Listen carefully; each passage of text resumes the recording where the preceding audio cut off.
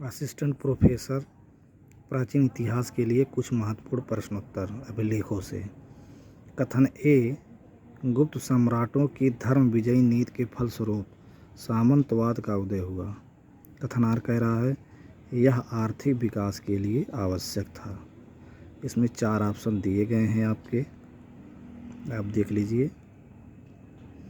जो सही ऑप्शन है वो बी है। ए तथा आर दोनों सही हैं, परंतु आर ए की सही व्याख्या नहीं करता। दूसरा प्रश्न, गलत जोड़ा मिलान का चयन कीजिए। प्राचीनतम हिंदू मंदिर देवगढ़, कन्योपायदान समुद्रगुप्त, सातवाह कारवां व्यापारी, कवि राजा स्कंदगुप्त। तो डी वाला ऑप्शन आपका गलत है, कवि राजा स्कंदगुप्त। तीसरा है, किस अभिलेख में शैव धर्म के पाशुपत संप्रदाय पर महत्वपूर्ण प्रकाश पड़ता है? शैव धर्म के पाशुपत संप्रदाय पर ईशान वर्मा खराह अभिलेख, कुमारगुप्त का करंदंडा शिवलिंग अभिलेख, चंद्रगुप्त द्वितीय का मथुरा स्तंभ लेख, पुलकेशिन द्वितीय का ऐहोल अभिलेख।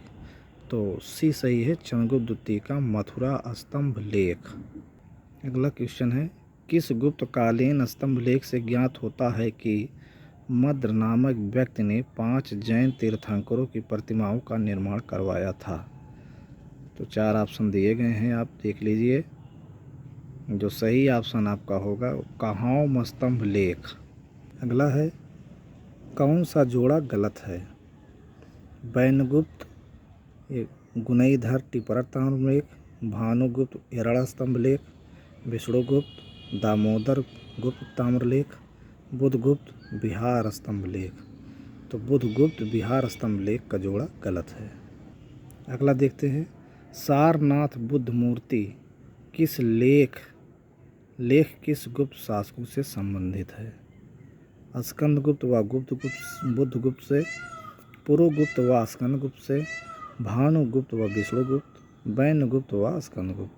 तो स्कंदगुप्त व बुद्धगुप्त से संबंधित है सारनाथ बुद्ध मूर्ति लेख। अगला है, समुद्रगुप्त से संबंधित अभिलेख नहीं है।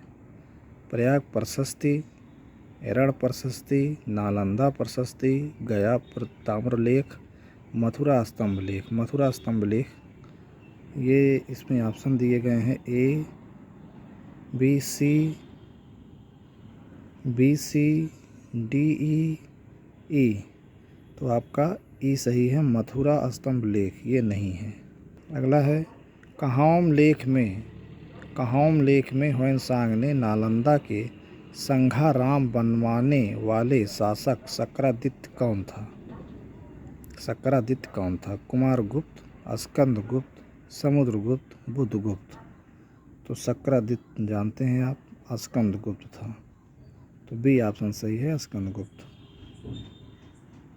अगला क्वेश्चन है, निम्न में गुप्त वंश के विषय में गलत कथन है। स्कंदगुप्त के सुपिया रीवा लेख में गोद वंश को घटोत्कच वंश कहा गया है। प्रभावती के पूना व रिद्धपुर ताम्रपत्रों में घटोत्कच को गुप्तों का आदि पुरुष या आदिराज कहा गया है। चंद्रगुम्न के व्याकरण में गुप्तों को जाट या जट माना है। वज्जिका द्वारा लिखित कीर्ति कौमुदी नाटक में चंद्रगुप्त प्रथम को क्षत्रिय बताया गया है। तो ये डी वाला गलत है, क्षत्रिय नहीं कारस्कर बताया गया है। अगला है, समुद्रगुप्त के विषय में गलत जानकारी मिलती है। रिद्धपुर लेख में इसे तत्पाद परिगृहीत चंद्रगुप्त राज्य त्याग कर इसे राजा बनाना कहा गया है। प्रयाग प्रशस्ति के अनुसार समुद्रगुप्त को भाई तुल्य कुलज को उत्तराधिकारी युद्ध लड़ना पड़ा था। एरड़ लेख में इसकी रानी दत्त देवी का नाम मिलता है। मगध समुद्रगुप्त का भोग नगर था। तो मगध नहीं था, ये एरड़ समुद्रगुप्त का भोग नगर था। अगला है, समुद्रगुप्त प्रसन्न होने पर कुबेर तथा रुष्ट होने पर यमराज के समान था। यह उक्त जानकारी कहाँ से मिलती है? एरड़ लेख से मिलती है। 4 ऑप्शन है आपके, सही है एरड़ लेख। अगला है किस अभिलेख में समुद्रगुप्त की दानवीरता की तुलना पृथु व राघव से की गई है। बहुत इम्पॉर्टेंट है ये। तो पृथु व राघव से तुलना समुद्रगुप्त की एरड़ लेख से की गई है। तो एरड़ वाला ऑप्शन आपका सही है। अगला है गरुड़ मुद्राओं में किस गुप्तकालीन शासक को 100 युद्धों का विजेता बताया गया है। तो 100 युद्धों का विजेता समुद्रगुप्त को बताया गया है। अगला प्रयाग प्रशस्ति लेख के विषय में गलत कथन है। प्रयाग प्रशस्ति लेख पर अशोक का कौशाम्बी व रानी का लेख था। इसे हर्षिण ने तैयार किया जो समुद्रगुप्त का तरबारी कवि था। यह चंपू शैली गद्य व पद्य दोनों में है। गंगा अवतरण का उल्लेख है। इस पर जहांगीर बीरबल का कोई लेख अंकित नहीं है। तो डी वाला ऑप्शन आपका गलत है। इस पर एक लेख दिया गया है, अब्दुल्ला मुस्किन कलाम ने लिखा था। प्रयाग प्रशस्ति का पाठन सर्वप्रथम किसने किया था 1834 में। तो प्रथम किया था कैप्टन ए ड्रायर ने। कैप्टन ए ड्रायर। समुद्रगुप्त ने हर्षिण को किस पद पर आसीन नहीं किया। संत विग्रहिक भी था, कुमार मात्र था, दंडनायक था, महाकवि भी, ये कवि भी थे उनके दरबारी कवि। ऊपरीक वाला जो है ये उपाधि नहीं थी इनकी।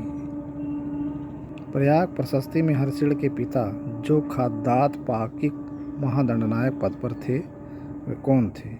ध्रुवगुप्त, ध्रुवभूति, ध्रुवपति, ध्रुवदेव। ये वाला आप सबको बताना है, कमेंट में आप सब बताइएगा।